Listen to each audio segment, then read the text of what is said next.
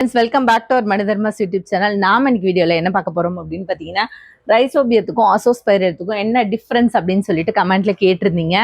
உங்களுக்காக மட்டும் இல்ல, பார்க்குற எல்லாரும் இதை வந்து தெரிஞ்சுக்கலாம் அப்படிங்கிறத தான் வீடியோவே நான் வந்துட்டு கொடுக்குறேன்.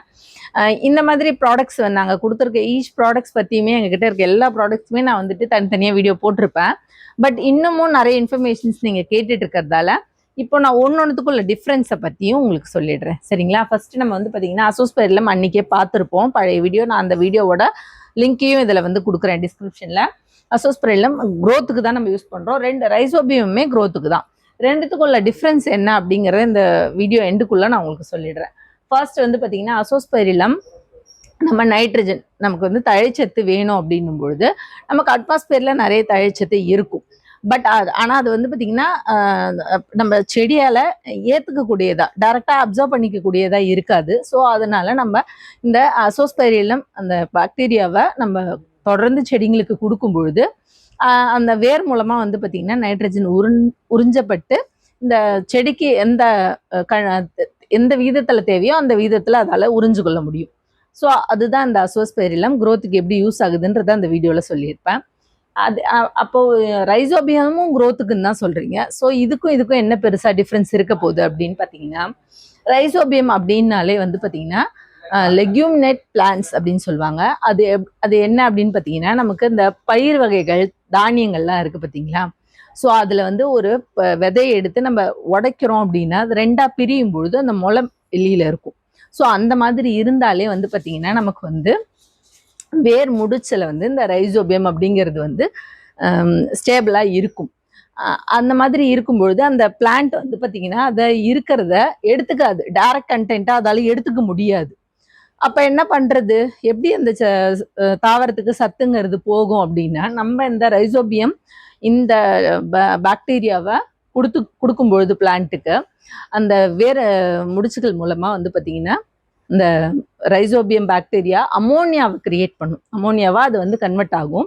ஸோ அதை வந்து அந்த பிளான்ட் எடுத்துக்கிறது ரொம்ப ஈஸி. இதனால என்ன நன்மைகள் நடக்கும் அப்படின்னு பார்த்தீங்கன்னா, நம்ம வந்து இந்த எண்ணெய் வித்து பயிர்கள் நான் சொன்னேன் பார்த்தீங்களா, அந்த தானியங்கள் இதெல்லாம் இருக்கும் பொழுது அதனோட அந்த சைஸஸ், ஓகேவா, அதனோட சைஸ் வந்து இன்க்ரீஸ் ஆகும். லெக்யூமினன்ட் பிளான்ட்ஸ்ன்னு சொல்லுவோம்.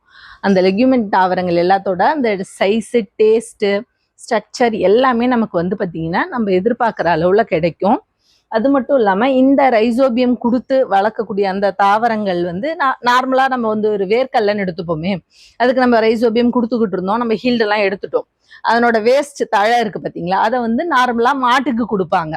அந்த மாடு அந்த தாவரத்தில் அந்த பகுதியை சாப்பிடும் பொழுது சாப்பிட்டுட்டு அது போடுற சாணம்ல வந்து பார்த்தீங்கன்னா நமக்கு நைட்ரஜன் கண்டென்ட் டைரக்டாகவே கிடைச்சிரும்.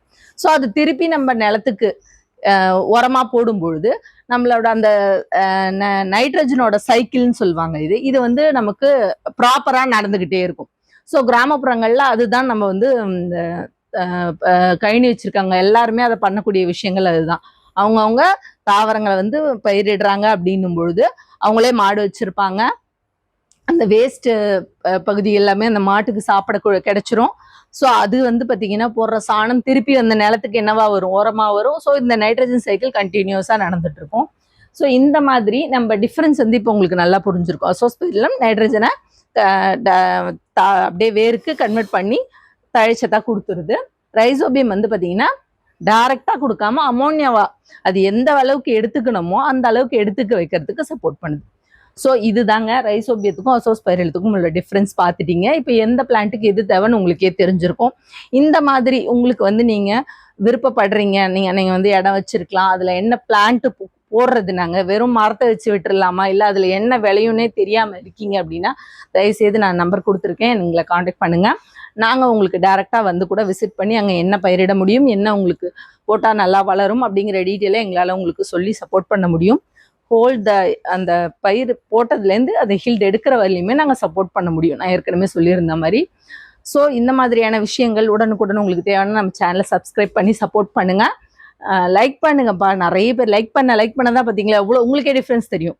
முதல்ல நம்ம வீடியோஸ் வந்து பார்த்தீங்கன்னா யாருக்குமே தெரியல அப்படின்னு சொல்லிட்டு இருந்தாங்க. இப்போ நிறைய பேர் நான் அதை பார்த்துட்டு தான் வந்தேன் அப்படின்னு சொல்கிறாங்க. உங்களால் முடிஞ்ச ஒரே ஒரு நல்ல விஷயம், இந்த மாதிரி நல்ல தகவல்களை தயவு செய்து நிறைய பேருக்கு தெரியப்படுத்துங்க. உங்களுக்கும் இல்லை நிறைய பேருக்கு அது பயனுள்ளதாக இருக்கும். அடுத்த வீடியோவில் சந்திக்கலாம்.